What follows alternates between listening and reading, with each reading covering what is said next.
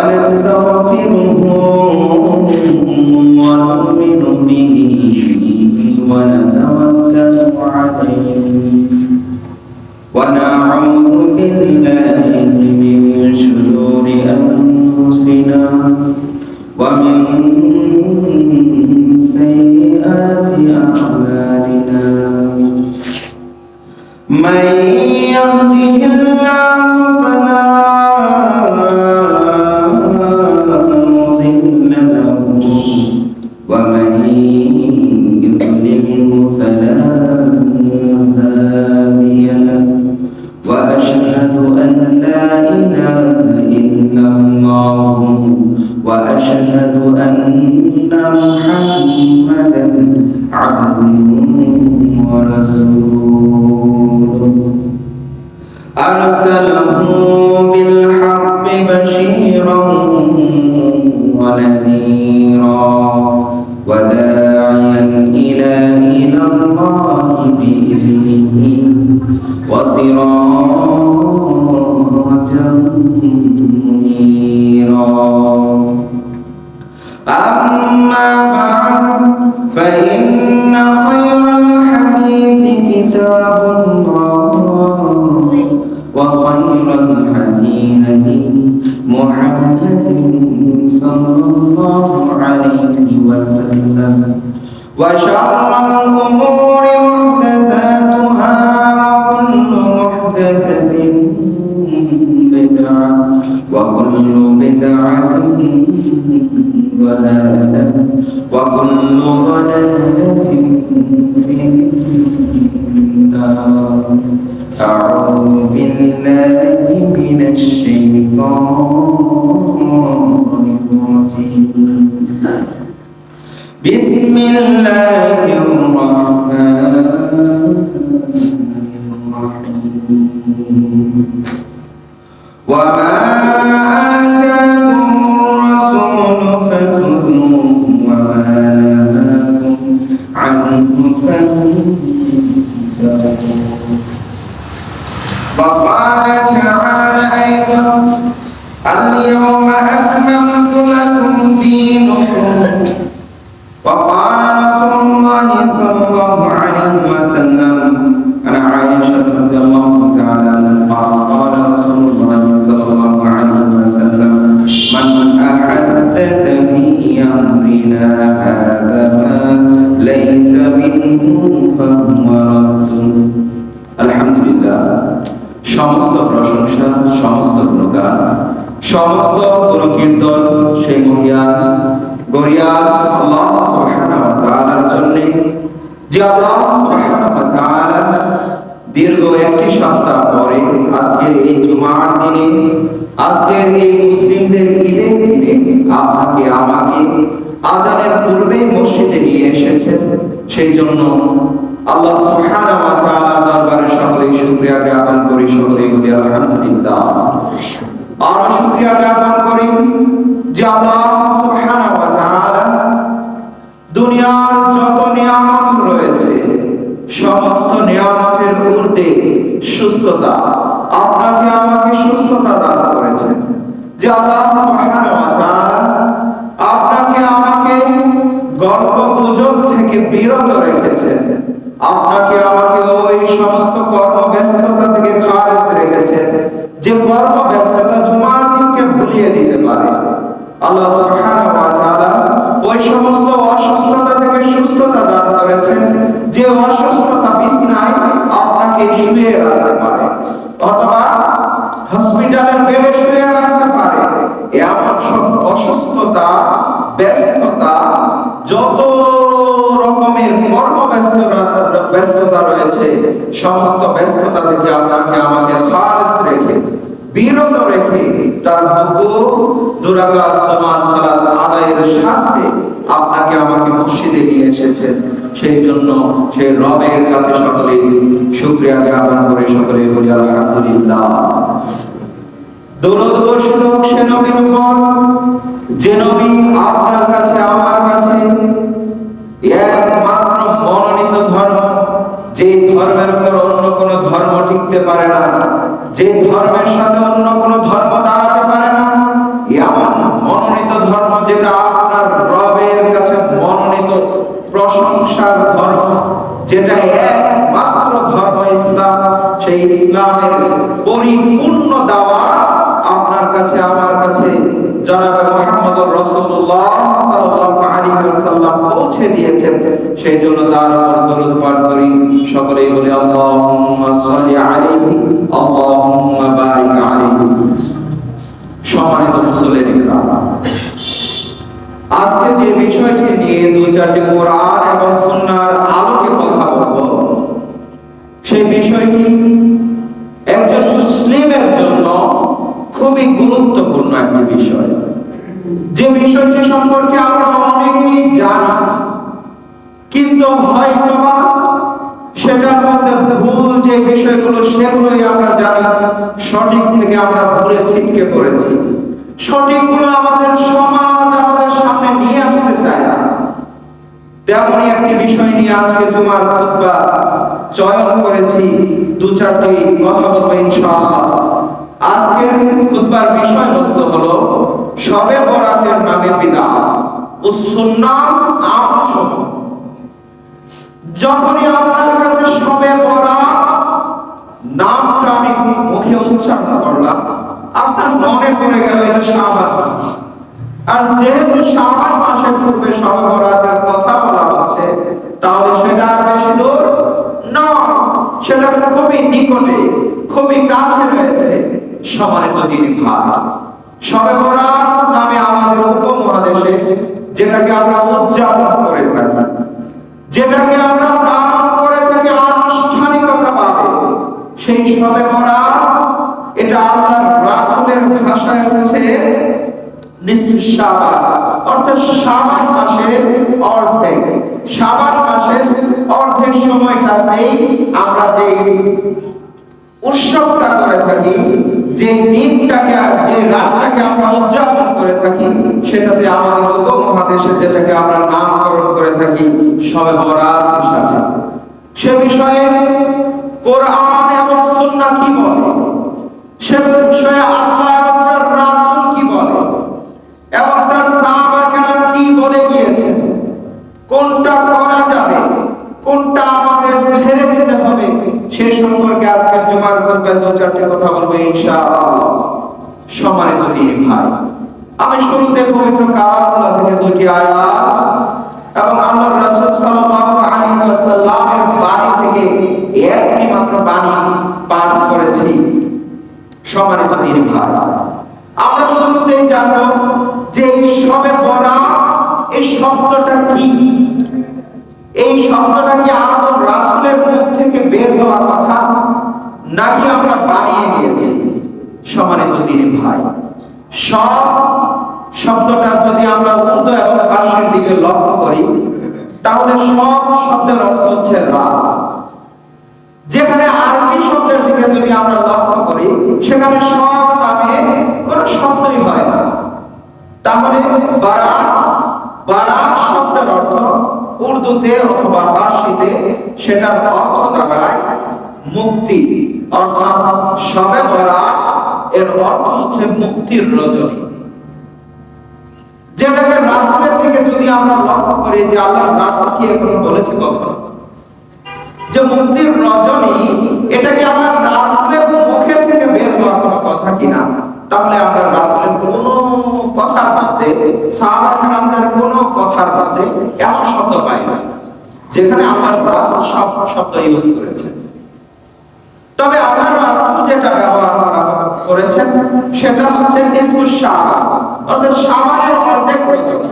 অর্থাৎ শাবানকে 15-15-30 যদি ভাগ করে, অর্থাৎ মাসকে যদি ভাগ করে 15 তে গিয়ে অর্ধেক হয়ে যায়। আল্লাহর রাসূল এই রাতের কথাই বলেছেন। সম্মানিত দিনী ভাই, আমরা এই রাতকে আমাদের দেশে অনেক সুন্দরভাবে উদযাপন করি। আজকে দেখবো যে এই রাত সম্পর্কে আল্লাহর রাসূল কি কোনো কথা আমাদেরকে বলেছে, যে এই রাতটা কেমন হবে, এই রাতের ইবাদত কিভাবে করতে হবে, এই রাতে কি আদৌ কোনো ইবাদত রয়েছে কিনা, কোন সাহাবা কেরাম বলেছে কিনা, আল্লাহর রাসূলের কোনো আদেশ ছিল কিনা, সেই সম্পর্কে আজকে জানবো। সম্মানিত দিনী ভাই, এই জন্যই আমি শুরুতে বলেছিলাম যে শবে বরাতের নামে বিদআত। শবে বরাতের নামে বিদআত কি হতে পারে? যে আপনি যদি আপনার সমাজে মসজিদের দিকে লক্ষ্য করেন, এই যে আসছে ইংরেজি মাসের 3 তারিখ অর্থাৎ মঙ্গলবার রাত্রিতে আপনি যেটা দেখতে পাবেন, আপনার সমাজের মসজিদগুলোতে মানুষে ভরাট হয়ে যাবে। মানুষ জায়গা দেওয়ার মতো জায়গা সেদিন থাকবে না। এত মানুষ দলে দলে আসবে। তারা কি জন্য আসবে জানেন? তারা এক আধারে ওই রাতে 100 রাকাত সালাত আদায় করবে। তারা এক আধারে 100 রাকাত নফল সালাত আদায় করবে। কি উদ্দেশ্যে? যে আল্লাহ সুবহানাহু ওয়া তাআলা এই সালাতের বিনিময়ে আমাদের জীবনের সমস্ত গুনাহ মাফ করে দেবে। তারপর তারা এই রাতে কোরআনকে তেলাওয়াত করবে। বিশেষ করে সূরা ইয়াসিনকে তারা 3 বার পাঠ করবে নির্দিষ্ট সময়ে, অর্থাৎ রাতের যখন শেষ রজনীতে তারা পৌঁছাবে তখনই তারা শুরু করবে কোরআন তেলাওয়াত করা। তারপর তারা কি করবে? এই রাতে তারা খাবারের অনুষ্ঠান করবে, যেটাকে মনে করবে যে এটা করা সওয়াবের কাজ। আমাদের উপমহাদেশ ভারত এবং পাকিস্তান এবং বাংলাদেশ, এই পাশাপাশি 3 রাষ্ট্রে 3 দেশে এই সমস্ত কালচারগুলোকে আমরা অধিক হারে দেখতে পাই। প্রতিটা মসজিদে মসজিদে দেখতে পাই। সম্মানিত দিনী ভাই, আমি কি জন্য বলেছি বিদআত? এই কারণেই বলেছি যে আল্লাহর রাসূল এমন একটি জায়গায় কথা বলেনি যে সে রাতে তোমাদেরকে 100 রাকাত সালাত আদায় করতেই হবে। আল্লাহর রাসূল এক জায়গায় এই কথা বলেনি যে সে রাতে কোরআনকে তেলাওয়াত করতে হবে। আল্লাহর রাসূল এক জায়গায় কথা বলেনি সে রাতে তোমরা খাবারের আয়োজন করবে, বিশেষ করে হালুয়া রুটি। এই খাবারটা আমাদের উপমহাদেশে বহু পরিচিত খাবার, যেটা আমরা সেই রাতে খেয়ে থাকি। এই কথা কোথাও বলেনি। আল্লাহর রাসূল কি বলেছে জানেন? আল্লাহর রাসূল বলেছে, যে হাদিসটি বর্ণনা করেন আয়েশা রাদিয়াল্লাহু তাআলা, হাদিসটি বুখারী এবং মুসলিম উভয় গ্রন্থে এসেছে। বুখারীর হাদিস নাম্বার হচ্ছে 2697 নাম্বার হাদিস, আর মুসলিমে এসেছে 1758 নাম্বার হাদিস। হাদিস নাম্বারটা জাস্ট মনে রাখিয়েন, এবং আপনি কি একটু বাড়িতে আপনার নিজের ফোন অথবা যদি কিতাব থাকে খুলে দেখিয়েন যে আল্লাহর রাসূল কি কথা বলেছে।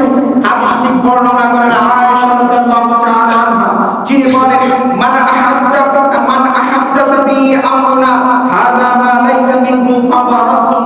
আল্লাহর রাসূল বলেন, যে কথা আমি বলি, যে কথা আমার মুখ থেকে বের হয়নি, আমি আদেশও করিনি, এ কাজ যদি কেউ করে, যদি কেউ করে, মা লাইসা মিনহু, সে আমার দলেরই নয়, সে আমার দলের অন্তর্ভুক্ত নয়, যদিও সে কাজ করছে ফাহুয়া রাদ্দুন, সেটা প্রত্যাখ্যিত, সেটা বাতিল, সেটা গ্রহণযোগ্য হবে না। সম্মানিত দিনী ভাই, আপনি তো সেখানে ধরা খেয়ে যাবেন। আপনি তো সেখানে ধরা খাবেন যেখানে 100 টাকা সালাত আপনি সেদিন আদায় করেন। আপনি তো ধরা সেখানে খাবেন যে রাতে আপনার কোরআনকে অধিক হারে তেলাওয়াত করেন। আপনি তো ধরা সেদিন খাবেন যেদিন আপনারা রান্না বান্নাটাকে ইবাদত মনে করে আপনারা রান্না বান্না করেন রাত্রিকালে, যে কথা আপনার রাসূল কোথাও বলেন। আপনি কেন এত নির্ভুল, কেন এত বোকা, আমার বুঝে আসে না। আপনি আপনার আলেমকে জিজ্ঞাসা করেন, আপনার মসজিদের ওই হুজুরকে এই কথা জিজ্ঞাসা করেন, হুজুর আপনি বলেছেন এ রাতে ইবাদত আছে, এ রাতে আল্লাহর রাসূল ইবাদত করেছে, আমাদের একটু বলেন তো দেখি কোথায় করেছে, একটু দেখি। আচ্ছা মেনে নিলাম আল্লাহর রাসূল ইবাদত করেনি, আপনি বলেন যে সাহাবা কেরাম কোথায় ইবাদত করেছে, একটু দেখান দেখি। এই শাবান মাস শুধু বর্তমানের মুসলিমদের জন্য নয়, এই শাবান মাস শুধু আমরাই পাইনি, শাবান রাসূলের ছিল, শাবান সাহাবাদের ছিল, শাবান তাবেঈদের ছিল, শাবান তাবেঈদের ছিল। তবে আপনি যে আমল তাবেঈরাও করেনি, সে আমল আপনার যুগে এসে কিভাবে সংগঠিত হয় আমার বুঝে আসে না। যে আমার রাসূল কোনদিন করেনি, করতে বলেনি, তাবেঈরাও করেনি, কোনদিন করতে বলেনি, সে সে কথা আপনার সমাজের আলেম কোথায় পেল, সেটা একটু চিন্তার বিষয় হয়ে দাঁড়ায়। আমি বলছি না সালাত আদায় করা কোনোভাবে খারাপ কাজ হতে পারে, আমি বলছি না যে কোরআন তেলাওয়াত করা তাও আবার রাত্রিকালে এটা খারাপ হতে পারে, আমি বলছি না রাতে তোমরা একটু খাবারের অনুষ্ঠান করবে, আত্মীয় স্বজনদের দাওয়াত দিয়ে খাওয়াবে, সেটা কোনোদিন খারাপ হতে পারে, আমি এ কথা বলছি না। তবে আমি এই কথা তখন বলবো যখন তুমি সওয়াবের আশায় এগুলো করবে, আমি তখন বলবো যখন তুমি মনে করবে এটাই ঠিক আর দিনের বিষয়গুলো আমি পালন করছি, তখন আমি এই কথা বলবো তুমি ভুল পথে চলছো। তখন আমি তোমাকে বলবো তুমি ভুলের মধ্যে নিমজ্জিত আছো। তোমার রাসূল বলেছে আমার কথা এবং আদেশ যেগুলো করিনি আমি, যদি তুমি সেগুলো করো তাহলে সেগুলো বাতিল, সেগুলো প্রত্যাখ্যাত, সেগুলো কখনোই গ্রহণযোগ্য হবে না। তবে এতটুকু বলে তোমার রাসূল খেলতে যায়নি, তোমার রাসূল আরো একটু শব্দকে বৃদ্ধি করেছেন। তিনি বলেন মা লাইসা বিহু, যারা এই কাজ করবে তারা আমার উম্মতের অনুসারী হতে পারে, তারা আমার উম্মতের অনুসারী নয়, তারা আমার দল নয়, দলের অন্তর্ভুক্ত নয়। তোমার রাসূল এই কথার মাধ্যমে তোমাকে দল থেকে বহিষ্কার করে দিয়েছে। তুমি এমন মুসলিম যে আশা করো তোমার রাসূল তোমাকে কাল কিয়ামতের ময়দানে শাফায়াত করবে। তুমি সওয়াবের আশায় করছো বটে, তুমি সওয়াবের আশায় করছো বটে, তবে না জেনে তুমি ভুল পথে আমল করছো। তোমাকে যদি আমি আজকে বলি যে ভাই তুমি তো জানো, তুমি তো জানো যে মাগরিবের সালাত 3 রাকাত, তুমি যদি সওয়াবের আশায় আজকে থেকে 8 রাকাত পড়ো কতই না ভালো হয়। তুমি তখন বলবে আরে এটা তো নির্ধারিত বিষয়, কে নির্ধারণ করেছে?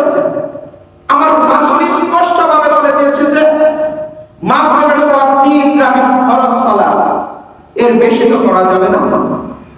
তুমি তখন তোমার অন্তরে করার এটা ফরজ বিষয় বলে তুমি তখন তোমার রাসূলের দিকে চলে যাও এটা ফরজ বিষয় বলে।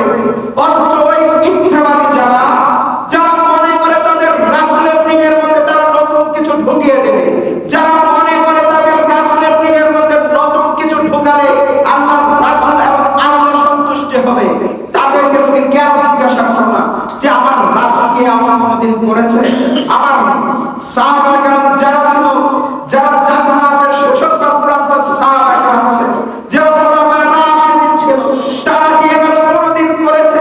আর তাদের উপরে নিয়ে আমি মেনে নিলাম তাদের পরবর্তী জেনারেশন তাবেঈরা কি কোনদিন এই আমলগুলো করেছিল? হুজুর একটু আমাকে যদি দেখাতেন, একটু যদি আপনি আমাকে বলতেন তারা কোথায় করেছে, আমি একটু সচক্ষে দেখে বলার করতাম। কারণ ইসলাম দলিল দিয়ে চলে, আবেগ দিয়ে কখনো ইসলাম চলতে পারে না। ইসলাম দলিল দিয়ে চলে, আবেগ দিয়ে চলে না। তোমাকে শেখানো হয়েছে আরে আল্লাহর রাসূল যার অতীতে কোনো গুনাহ ছিল না, বর্তমানে কোনো গুনাহ ছিল না, ভবিষ্যতে কোনো গুনাহ ছিল না, এবং মাসুম নবী, তার আবার কিসের এত ইবাদতের প্রয়োজন? তুমি কত পাপী, তোমাকে শেখানো হচ্ছে, তোমাকে এই কথা শেখানো হচ্ছে যে আল্লাহর রাসূলের প্রয়োজন ছিল না তাই তিনি করেনি, তার তো কোনো পাপই ছিল না, তুমি তো পাপী তাই তোমাকে বেশি ইবাদত করতে হবে। শুনে রাখিও ভাই আমার, 1450 বছর পূর্বেই তোমার রাসূল এই কথার জবাব দিয়ে গেছেন, তোমার রাসূল এই কথার জবাব দিয়ে গেছেন। আয়েশা রাদিয়াল্লাহু তাআলা আনহা থেকে হাদিস বর্ণিত বুখারীতে আসছে, যেখানে লম্বা হাদিস, আল্লাহর রাসূলকে 3 জন সাহাবী এসে জিজ্ঞাসা করলেন, 3 জন লোক এসে বললেন, বাড়িতে এসে জিজ্ঞাসা করলেন আল্লাহর রাসূল কি বাড়িতে আছে? তখন বললেন যে না। আয়েশা রাদিয়াল্লাহু তাআলা আনহা নিজে বললেন যে না, আল্লাহর রাসূল বাড়িতে নেই। তখন বলছে আপনি যদি একটু আমাদেরকে আল্লাহর রাসূলের ইবাদত সম্পর্কে বলতেন, আল্লাহর রাসূলের ঘর বা ইবাদত যেগুলো সম্পর্কে আমরা সচরাচর জানি না, যদি একটু বলতেন আল্লাহর রাসূলের ইবাদত সম্পর্কে। যখন আয়েশা রাদিয়াল্লাহু তাআলা আনহা বললেন, তাদের মধ্যে একজন বলে উঠল যে আমি কোনোদিন রাতে ঘুমাবো না, আমি সারা সালাতে কাটিয়ে দেব। একজন বলে উঠল আমি কোনোদিন বিবাহ বন্ধনে আবদ্ধ হব না, আমি সারা জীবন আল্লাহর ইবাদতে কাটিয়ে দেব। আরেকজন বলল আমি কোনোদিন ইফতার করব না, আমি এক আদারের রোজা রাখতেই থাকবো, কোনোদিন রোজা ভাঙবো না। এই কথা যখন আল্লাহর রাসূলের কানে গেলেন, আল্লাহর রাসূল রাগান্বিত হয়ে গেলেন। আল্লাহর রাসূল রাগান্বিত হয়ে গেছেন যে কেন তোমরা এই কথা বলবে? আমি আল্লাহর রাসূল, আমি রোজা রাখি এবং রোজাকে ছেড়ে দেব,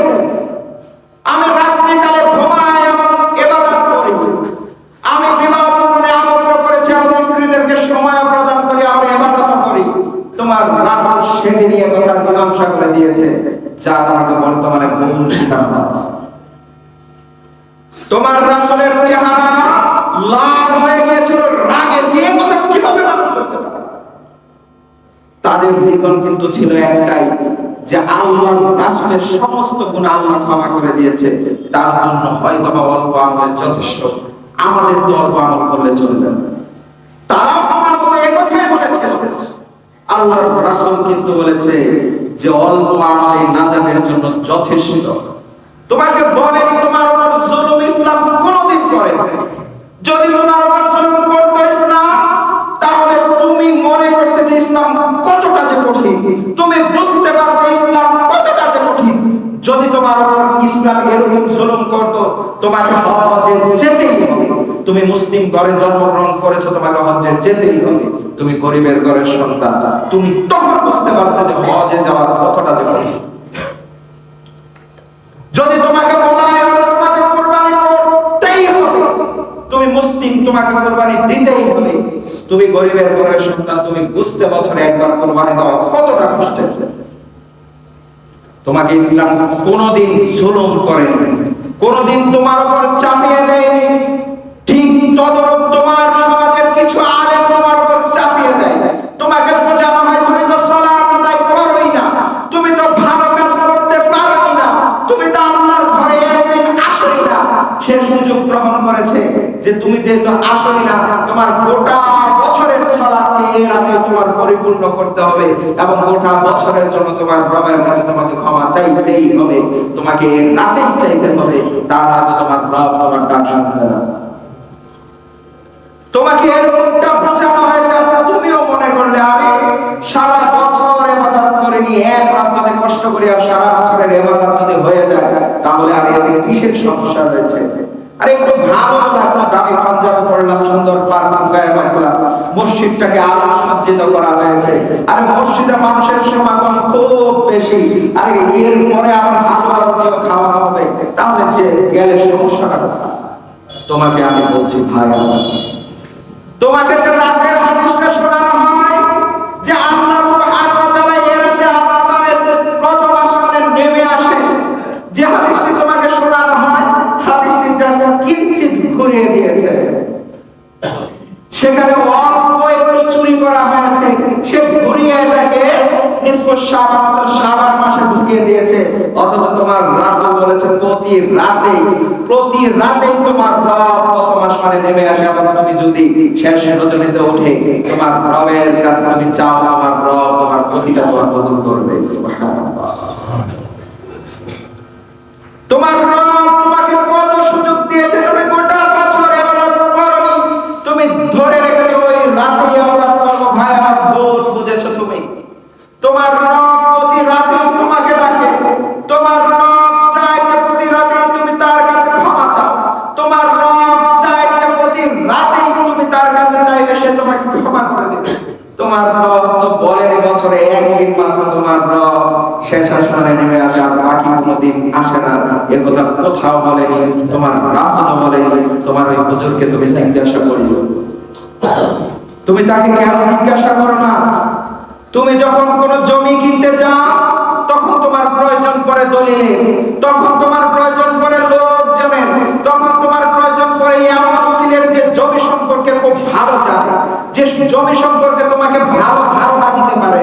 তুমি তাদের পিছনে ঘুরতে থাকো যতক্ষণ না তুমি স্যাটিসফাই হচ্ছ যে এই জমিটাতে কোনো সমস্যা নেই, এটা কিনলে শুধু মালিকানা আমার হাতেই আসবে আর এটা আমি পরবর্তীতে একাই বিক্রি করে দিতে পারবো, কোনো সমস্যা হবে না, তখনই তুমি জমি কিনতে যাও। আর যখন তোমার দিনের বিষয় আসে, কই তুমি তো কোনোদিন এসে আলেমকে জিজ্ঞাসা করোনি, তুমি তো কোনোদিন কোনো হুজুরকে জিজ্ঞাসা করোনি, হুজুর আপনি এই কথা বলেছিলেন, একটু যদি আমাকে দেখাতেন কথাটা রাসূলের কিনা, আমার একটু সন্দেহ হয়েছে। আর ওই হুজুর বলেছিলেন এটা করলে নাকি ঠিক আছে, কিন্তু আপনি বলছেন পুরোটাই ভিন্ন, একটু বলেন তো দেখি আপনার কথাটা কতটুকু ঠিক আছে, একটু দেখালে ভালো হয়, দেখালে উপকৃত হই, দেখালে আমার একটু মনে শান্তি লাগে। আরে দেখে ইবাদত করব আর শুনে ইবাদত করব, দুটার মধ্যে বহু পার্থক্য রয়েছে। আপনার ওই হুজুর আপনাকে দেখাবে না, এটা হতেই পারে না। সে যদি স্বপ্ন হয়ে থাকে, সে যদি জ্ঞানী হয়ে থাকে, সে যদি জানে যে এটা আল্লাহর রাসূলের কথা, যার মধ্যে একটা ঢোকানো অসম্ভব, সে তাহলে অবশ্যই আপনাকে এটা দেখাতে সক্ষম। আপনার জিজ্ঞাসাই করেন না আপনার হুজুরকে, আপনার জিজ্ঞাসাই করেন না হুজুর বলেছে মানে হুজুর বলেছে, হুজুর কি মিথ্যা বলতে পারে নাকি? হুজুরও মানুষ ভাই আমার, হুজুরও মিথ্যা বলে, হুজুরেরও দাওয়াত খাওয়ার প্রয়োজন হয়, হুজুরেরও পকেটে 500 টাকা ঢোকার দরকার রয়েছে। তাই তো হুজুর তোমাকে দিন তুমি যেভাবে জিজ্ঞাসা করো তোমাকে সেভাবে বুঝতে হবে। তাই তো তুমি যেভাবে জিজ্ঞাসা করো তোমাকে সেভাবে উপস্থাপন করে। কোনোদিন হুজুরকে ধরেছো তুমি? কোনোদিন বলেছো বলেন দেখি এটা কোথায় থেকে বললাম? একটু নরম গলায় তাকে বলো, সে দেখাতে বাধ্য থাকবে। যদি না দেখাতে পারে তাহলে ভুল তাকে স্বীকার করতেই হবে। আমি ভুল বলেছি, আমি ভুল বলেছিলাম, এটা আমাকে স্বীকার করতেই হবে যদি আমি ভুল বলে থাকি। সম্মানিত দিনী ভাই, এই জন্যই তো আমি তোমাকে বলেছিলাম বহু পূর্বে এই কথা। তোমাকে বলেছিলাম বেদাত থেকে বেঁচে থাকো ভাই আমার। বেদাত এমনই একটি গুনাহ, বেদাত এমনই একটি গুনাহ যে গুনাহ তোমাকে রাসূলের উম্মত থেকে বহিষ্কার করে দিতে পারে, যে গুনাহ তোমার জীবনের যত আমল আছে সেগুলোকে সব নষ্ট করে দিতে পারে, যে গুনাহ তোমাকে কাল কিয়ামতের ময়দানে শাফাআত থেকে বঞ্চিত করতে পারে। তোমাকে আমি এই কথা বলছি যে জাবের ইবনে আব্দুল্লাহ রাদিয়াল্লাহু তাআলা আনহু তিনি এই কথা বলেছেন। যারা কি বলেছেন যে প্রত্যেকটা বিদআতই হচ্ছে গোমরাহ। এই হাদিসটি এসেছে মুসলিমের 867 নাম্বার হাদিস, যেটার বর্ণনাকারী জাবের ইবনে আব্দুল্লাহ। তিনি বলেন ওয়া শাররুল উমুরি মুহদাসাতুহা ওয়া কুল্লু বিদআতিন যালালা। প্রত্যেক নতুনত্বই হচ্ছে নিকৃষ্ট, প্রত্যেক নতুনত্বই হচ্ছে খারাপ, প্রত্যেক নতুনত্বই হচ্ছে বিদআত। ওয়া কুল্লু বিদআতিন যালালা, এবং প্রত্যেক যালালা অর্থাৎ প্রত্যেক বিদআতটাই হচ্ছে গোমরাহ, প্রত্যেক বিদআত হচ্ছে ভ্রষ্টতা, প্রত্যেক বিদআত হচ্ছে তোমাকে জাহান্নামে নিয়ে যাওয়ার কারণ, প্রত্যেক বিদআত হচ্ছে তোমাকে গোমরাহ করার মূল উপাদান। তোমাকে তোমার রাসূলের কথা জানিয়ে দিয়েছে, তুমি যে বিদআতের সাথে নিজেকে নিমজ্জিত রেখেছো, তুমি যে বিদআতের সাথে নিজেকে সম্পৃক্ত রেখেছো, তোমাকে তোমার রাসূলের কথা জানিয়ে দিয়েছে। ভাই আমার, ক্ষমা চাও, এখনো সময় আছে। এখন তুমি দুবাই হেঁটে মসজিদে আসতে পারো, এখন তোমার জ্ঞান রয়েছে, বুদ্ধি রয়েছে, বিবেক রয়েছে, এখন তুমি 2-4টি লাইন পড়তে পারো। তোমার চোখে এখন ওই জ্যোতি রয়েছে যে তুমি কোরআনের আয়াত এবং আল্লাহর রাসূলের হাদিসগুলোকে দেখতে পারো। এখন সময় আছে, তুমি এখনো বোঝার চেষ্টা করো। কাল কিয়ামতের ময়দানে তুমি বলবে, মানে তুমি বলবে ওই আলেম বলেছিল তাই আমি করেছি। আরে তোমার রাসূল সেই গল্প ওখানে শেষ করে দিয়েছে। তোমার রাসূল বলেছে এক শ্রেণীর আলেম জাহান্নামে যাবে, এক শ্রেণীর আলেম জাহান্নামে যাবে যারা নিজেরা বলতো অথচ মানতে পারতো না। হাদিসটি যখনই সামনে আসে তখনই কলিজাতে জিভ মেরে বসে। হয়তো অনেক ইবাদত নিজে বলছি তোমাদের অথচ করতে পারি না, অথচ নিজে অনেক কিছু বলি নিজে মানতে পারি না। ভাই আমার, তোমরা শুনেছো সেদিন কাল কিয়ামতের ময়দানে তোমার রব তোমাদেরকে বলবে, তোমাদের কাছে কি কোনো পথ প্রদর্শক আসেনি? তোমাদেরকে কেউ কি এ সম্পর্কে বলেনি? তোমাদেরকে কি দ্বীন সম্পর্কে জানানো হয়নি? তুমি সেদিন কি বলবে? ভাই আমার, তোমাকে দ্বীন সম্পর্কে জানানো হয়েছে, তোমাকে দ্বীন সম্পর্কে জানানো হয়েছে। তুমি মানো এবং আমাদেরও মানার সুযোগ করে দিও, তুমি মানো এবং আমাদেরকেও মানার সুযোগ করে দাও। তোমাকে আমি সেদিনও বলেছি যে তোমাকে বলেছি বাদ্যযন্ত্র হারাম, তোমাকে বলেছি গান বাজনা হারাম, তুমি বাজাচ্ছ, আমি বাধ্য হয়ে শুনছি, তুমি বাজাচ্ছ, আমার কানে বাধ্য হয়ে এর আওয়াজ আসছে। আমার কাছে কষ্ট হলেও আমার শুনতে হয়, আমার কাছে কষ্ট হলেও আমার শুনতে হচ্ছে। বর্তমান জামানাটাকে তোমরা এমন ভাবে পটিয়ে নিয়েছো যে এখানে ইসলামের কথা বললেও অপরাধী সে, এখানে ইসলামের কথা বললেও অপরাধী সে। সে বলছে, সে বলুক, তার বলাতে আমার কিছু যায় আসে না।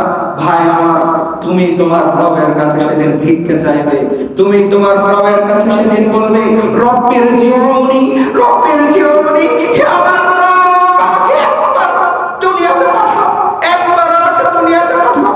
আমি যা ভুল করেছিলাম, আমি যা খারাপি করেছিলাম, আমি যা অন্যায় করেছিলাম সব কিছু সংশোধন করে আসবো, সব কিছুকে আমি সংশোধন করে আসবো।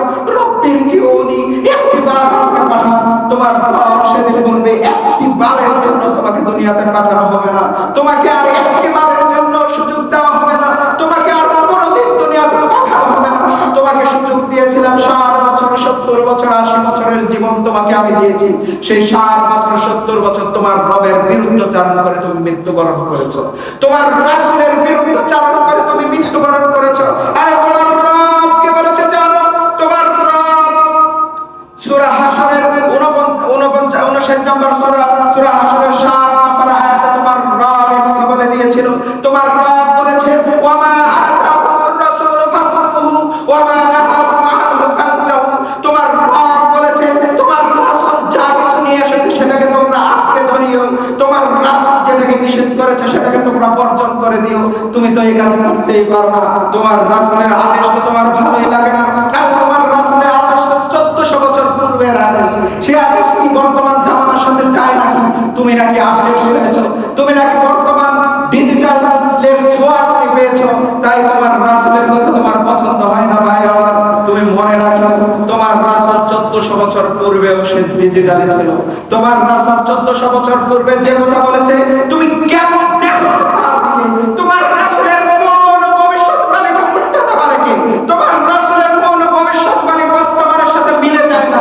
তোমার রাসূলের কোন হাদিসটা বর্তমানের সাথে মিলবে না? তুমি একটি হাদিস দেখাও আমাকে যে আল্লাহর রাসূল বলেছে প্রত্যেক নেশাদার দ্রব্য হারাম। তোমার রাসূল জানতেন না যে বর্তমানে ইয়াবা বিক্রি হবে, তোমার রাসূল জানতেন না যে বর্তমানে গাঁজা উৎপাদিত হবে, তোমার রাসূল জানতেন না যে বর্তমানে হিরোইন বেড়ে যাবে, তোমার রাসূল এই কথা জানতেন না। তোমার রাসূল শুধু জানতেন যে নেশাদার দ্রব্য বেড়ে যাবে।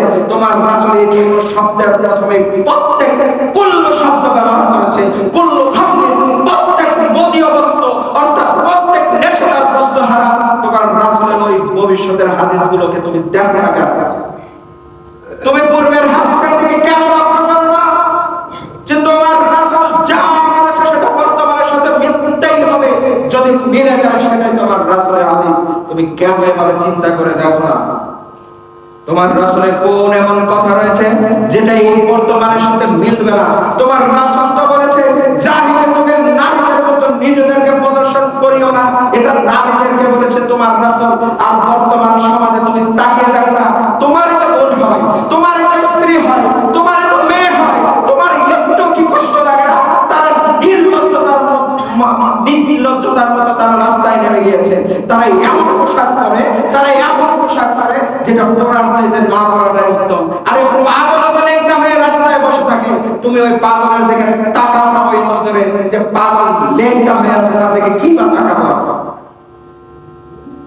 একটা পাগল লেংটা হয়ে আছে তার দিকে তুমি তাকাও, নিজের প্রতি ইতস্তবোধ চলে আসে যে একটা পাগল কিভাবে তার দিকে তাকাবো? অথচ তোমারই মেয়ে, তোমারই বোন, তোমারই কন্যা সে রাস্তায় বের হয়েছে, তার দিকে যুবকরা কিভাবে তাকায়? সে পোশাক পরিহিত অবস্থায় তারপরেও তার দিকে তাকাচ্ছে, অথচ পাগল লেংটা করছে তার দিকে তাকায়। তোমার রাসূল এমনি এমনি কথা বলেনি, তোমার রব এমনি এমনি কথা বলেনি। তোমার রবের কোন কথাটাকে তুমি উল্টাতে পারো? তোমার রব বলেছে জাহিলি যুগের নারীদের মতো। আরে নারীরা জাহিলি যুগে নিজেদেরকে এভাবে প্রদর্শন করে বেড়াতো, তারা খোলামেলা একদম ঘুরে বেড়াতো না, লেংটা হয়ে উলঙ্গ হয়ে তারা রাস্তায় নামতো না। তারা এরকমের পোশাক পরিধান করতো যে পোশাকে পুরুষ তাদের দিকে তাকাবে, যে পোশাকে পুরুষ তাদের দিকে আকৃষ্ট হবে। তারা এমন জামা কাপড় পরে নিজেদেরকে প্রদর্শন করে বেড়াতো। বর্তমান জামানায় যেটা হচ্ছে, আমি তোমাকে বলছি শবে বরাত বিরাত। আমি তোমাকে এই কথা কেন বলছি জানো ভাই আমার? তোমার রাসূলের যুগে এটা তো হয়নি। তুমি যদি ইতিহাস ঘাটতে যাও, একটু মোবাইলে সার্চ করবে, তুমি তো মোবাইলে বহু জিনিস সার্চ করে খুঁজে পেতে পারো। তুমি সার্চ করবে যে শবে বরাতের ইতিহাসটা একটু আমাকে বলো দেখি, শবে বরাত কোথা থেকে এসেছে? আরে শবে বরাত এটা হচ্ছে তাবেঈনদের যুগ শেষ প্রান্তে, অর্থাৎ তাবেঈনদের যুগ শেষ প্রান্তে, তার 2 থেকে 3 শতক পরে, 300 হিজরি পরে সেটা অর্থাৎ শাম উপমহাদেশে সেটার উৎপত্তি হয়েছিল। সেটার উৎপত্তি এভাবে হয়নি। সেই যুগে মানুষ নফল ইবাদতের দিকে নিজেরা ধাবিত ছিল অধিক হারে, তার বেশি বেশি নফল ইবাদত করত, তারা রাত্রিকালে অধিক সালাত আদায় করত। সেখান থেকে অধিক সালাত দেখতে দেখতে সেটাকে এক রাতের মধ্যে নিয়ে এসেছে, এক রাতের মধ্যে নিয়ে এসে সেটাকে একটা আনুষ্ঠানিকতার রূপ দিয়েছে।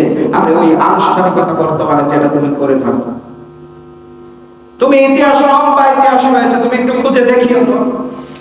তোমার রাসূল বলেছে আমি যা আদেশ করেছি সেটাই তোমার মানতে হবে, যেটা নিষেধ করে দিয়েছি সেটাকে তোমার ছেড়ে দিতে হবে। তোমার রাসূলের আদেশিত বিষয়গুলো তুমি মানতে অক্ষম, তুমি এমন মুসলিম যেগুলো আদেশ করেনি সেগুলোর পিছনে তুমি দৌড়াও, যেগুলো তোমার রাসূল কোনোদিন বলেনি তুমি সেগুলোর পিছনে দৌড়াও। তোমার রাসূলের আদেশিত বিষয়গুলো তুমি দেখিও যে কয়টা বিষয় তুমি মানতে পেরেছো, কয়টা বিষয় তুমি আমল করতে পারো।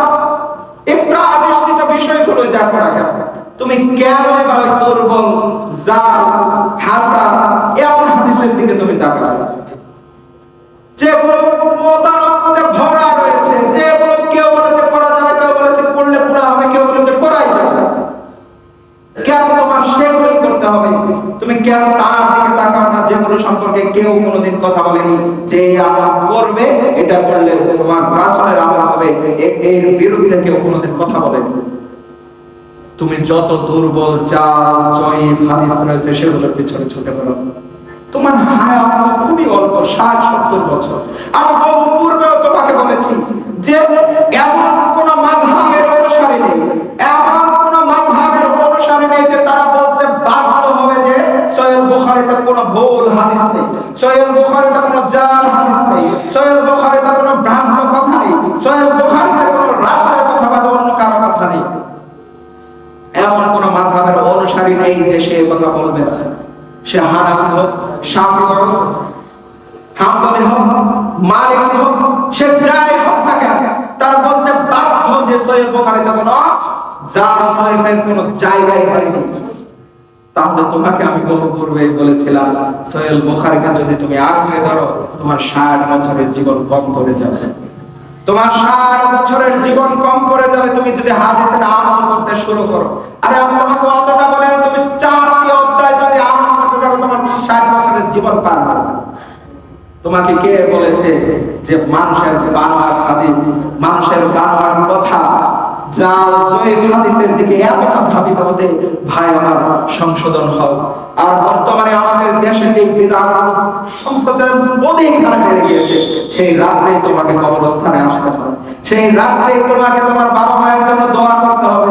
কে বলেছে ভাই আমার এই কথা?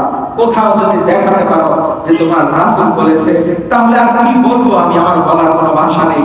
তোমাকে যে বলেছে কথা যে সেই রাতেই তোমাকে কবরস্থানে যেতে হবে এবং তোমার পিতামাতার জন্য সেদিন দোয়া করতে হবে, কবরকে সেই রাতেই তোমাকে জিয়ারত করতে হবে, সেই রাতে জিয়ারত করলে তোমার দোয়া কবুল করা হবে। তুমি ভুল বুঝেছো ভাই আমার, তোমার বাবার জন্য জিয়ারত তুমি প্রতি রাতে করিও, তোমার বাবার জন্য ক্ষমা তুমি প্রতি রাতে চেয়েও। তোমার রব এমন রব নন যে তিনি কৃপণ, তোমার রব এমন রব নন যে তিনি বছরে একবার তোমার কথা শুনে, তোমার রব এমন রব নন যে তোমার কথাকে তোমার রব প্রাধান্য দিবে না। তুমি চাওয়ার মতো চেয়েও প্রতি রাতেই তোমার রব তোমার পিতাকে ক্ষমা করতে বসে আছে, তুমি চাওয়ার মতো চেয়েও তোমার গুনাহকে ক্ষমা করার জন্য প্রতি রাতেই তোমার রব বসে আছে। তুমি সেবা ক্ষমা চেয়েও, তুমি এই এক রাত্রিতে তুমি কবরস্থানে আসো, আর গোটা বছরের কোন রাত্রিতে তুমি শেষ রজনীতে কবরস্থানে পা পর্যন্ত ফেলো না। তুমি মনে করো যে সেই রাতেই তোমার বাবাকে ক্ষমা করা হবে, তুমি ভুল বুঝেছো ভাই আমার। এটাই বিধান যেটা তোমার রাসূল করেনি, যেটা তোমার সাহাবায়ে কেরাম করেনি, যেটা তাবেঈ করেনি, যেটা কোন রাসূলের খোলাফায়ে রাশিদিনের যুগে কেউ করেনি, সেটাই হচ্ছে বিদআত। আর প্রত্যেকটা নতুন বিষয় হচ্ছে বিদআত, যেগুলো দ্বীনের মধ্যে সওয়াবের আশা করা হয়। তোমাকে আমি বলে দিচ্ছি এই কথা, তুমি সেদিন 100 রাকাত সালাত আদায় করো এবং না করো, তাতে তোমার রবের কিছুই যায় আসে না। যদি তোমার পড়তে একান্তই মনে চায়, তোমার রাসূল করেছে, তোমার রাসূল যতটুকু করেছে ততটুকু করিও। তোমার রাসূল কখনো রাকাতকে এভাবে সীমাবদ্ধতার মধ্যে রাখে নাই যে 100 রাকাত করতে হবে। তোমার রাসূল কোনোদিনই এরকম করেনি যে এই রাতে তোমাকে 100 রাকাত সালাতে আদায় করতে হবে, এই রাতে তোমাকে কোরআনকে তেলাওয়াত করতেই হবে। তুমি প্রতি রাতে কোরআন তেলাওয়াত করিও, তুমি প্রতি রাতেই করিও তোমার রবের সন্তুষ্টি অর্জনের জন্য। কিন্তু এক রাতে তুমি নির্দিষ্ট করে শুধু সূরা ইয়াসিন পড়বে, এটা হবে না ভাই আমার। তোমার রব তোমাকে এই কথা তোমার রাসূলের মাধ্যমে তো একটি কথার মাধ্যমে তো সব কিছুকে কর্তন করে দিয়েছে যে তোমার রাসূল যা আদেশ করেছে সেটা তোমাকে আঁকড়ে ধরতে হবে, আর যেটা নিষেধ করেছে সেটাকে তোমাদের ছেড়ে দিতেই হবে। তোমার রব এই কথা বলেছে তার পবিত্র কোরআনে। সম্মানিত দিনী ভাই, সময় সংক্ষিপ্ত, বিষয় অনেক বিষয়। এই বিষয়ে যদি দুই চার খুতবা দেওয়া হয় তাহলে তার সুরাহ করা যাবে না। সম্মানিত দিনী ভাই, যতটুকু বুঝতে পেরেছো, যতটুকু বুঝেছো, নিজে একটু যাচাই বাছাই করিও, নিজে একটু চিন্তা ভাবনা করিও। আসলেও কি শবে বরাত নামে কোনো রাত রয়েছে? আসলেও কি শবে বরাতের কোনো আলাদা ফজিলত রয়েছে? একটু দেখি তো রাসূলের কোনো হাদিস পাওয়া যায় কিনা। তুমিও পেতে পারো, আমি হয়তো পাইনি। আমি এই 14 বছর পড়ালেখা করেছি, এর মধ্যে হয়তো এমন কোনো হাদিস চোখে পড়েনি যেটা তোমার চোখে পড়তে পারে। যদি পড়ে আমাকে একটু দেখিও যে ভাই এই যে আমি পেয়েছি যেটা আপনি নিষেধ করেছিলেন, আমি যদি সহি হয়ে থাকে এক কথাই মেনে নেব, কোনো কথাই বলবো না তোমার সাথে, আমি সাথে সাথে নিজে আমলে নেমে যাবো যদি সেটা সহি হয়। আর যদি সেটা ভুল ভ্রান্ত হয়ে থাকে, যদি রাসূল করে না থাকে, তার সাহাবায়ে কেরামে করে না থাকে, তাহলে ভাই আমার কথা দিতে হবে, তুমিও ছেড়ে দাও, তোমাকেও ছেড়ে দিতে হবে সেই রাতের আমল। তুমি প্রতি রাতেই উঠে যাও, তুমি প্রতি রাতে আমল করো, সেই রাতে নিষিদ্ধ আমি কখনোই নিষেধ করব না। তোমার রাসূল কখনো করেন, বরঞ্চ তোমাকে তার ফজিলত বর্ণনা করেছে, তোমাকে তার উপকারিতা বর্ণনা করেছে, বরঞ্চ তোমাকে যে নির্দিষ্ট রাতকে তোমার আলেম বলে দিয়েছে, সেই নির্দিষ্ট রাতেই তোমাকে করতে হবে, তাহলে তুমি ভুল জেনেছ। তোমার যদি ইবাদত করতে এতই মন চায়, সেদিন মসজিদে যাওয়ার প্রয়োজন নেই। তুমি একা একা যেভাবে পারো সেভাবে যত রাকাত মনে চায় তুমি নফল করতে পারো, আমি বলছি না, কিন্তু রাতে তুমি নির্দিষ্ট করিও না। সেদিন যত মনে চাই তুমি কোরআনকে তেলাওয়াত করতেই পারো, কিন্তু তুমি সূরাকে নির্দিষ্ট করে না। তুমি সেদিন যা চাই তুমি দোয়া করতেই পারো। তুমি মনে করে না ওই রজনীতেই তাকদীরকে পরিবর্তন করে ফেলবো। আরে তাকদীর তো লেখা হয়ে গেছে, তাকদীর তো লেখা হয়ে গেছে। আল্লাহ সুবহানাহু ওয়া তাআলা বলেছেন তাকদীর, হে বলো তুমি লেখো, মানুষের তাকদীর লেখো। তারপর কলম লিখতে লিখতে আল্লাহ সুবহানাহু ওয়া তাআলা নিজেই বলেছেন জব্বাল কালাম, কলম শুকিয়ে গেছে। এই কলম তার লিখতেই পারবে না, এই কলম তার লিখতেই পারবে না। কলম শুকিয়ে গেছে, তার কালি শুকিয়ে গেছে, এই কলম আর লিখতে পারবে না। তবে তোমাকে আমি এই কথা বলতে পারি যেটা তোমার রাসূল বলেছিল যে দোয়ার মাধ্যমে তোমার কিছু কিছু বাক্যকে পরিবর্তন করা সম্ভব, তোমার কিছু কিছু জিনিসকে পরিবর্তন হওয়া সম্ভব, যেটা দোয়ার মাধ্যমে হতে পারে। কিন্তু তোমার রব বলেনি এখন কোথাও যে হবে, হতে পারে। তোমার দোয়া যদি তোমার রবের কাছে খুবই ভালো লাগে, তাহলে হয়তো বা তিনি তোমার কিছু জিনিসকে পরিবর্তন করে দিতে পারে। এছাড়া তোমার ভাগ্যকে তুমি পরিবর্তন করবে, সে রাতে যত ভালোই খাবে, তুমি গোটা বছর সে রাতের মতো ভালো খাবার তুমি খেতে পারবে। এ কথা ভুল। এবং মা ও বোনদের বলতে চাই, তারা যে মনে করে যে আমরা যে রান্না করছি এটাও নাকি ইবাদত। আরে কতটা নির্বোধ মানুষ হতে পারে যে আলেম এই কথা বলে, তখনই তো মানে মেনে নেওয়া খুবই কষ্টকর হয়ে যায় যে একটা আলেম কিভাবে বলতে পারে সে রাতের রান্না বাড়াটাও নাকি ইবাদত। এটা কিভাবে সম্ভব হতে পারে? অথচ এই ইবাদত সাহাবাদের প্রয়োজন করেনি, ইবাদত আল্লাহর রাসূলের প্রয়োজন করেনি, তাবেঈদের প্রয়োজন করেনি। আল্লাহ সুবহানাহু ওয়া তাআলা এই শবে বরাতের বিদআতগুলোকে ছেড়ে দিয়ে সুন্নতি তরিকায়, আল্লাহর রাসূলের দেখানো তরিকায় যতটুকু ইবাদত আমাদের জন্য বরাদ্দ রয়েছে, যতটুকু ইবাদতের আদিষ্টিত আমরা হয়েছি, আল্লাহ সুবহানাহু ওয়া তাআলা আমাদের প্রত্যেককে ততটুকু ইবাদত করার তৌফিক দান করুন। সকলে বলি আমিন।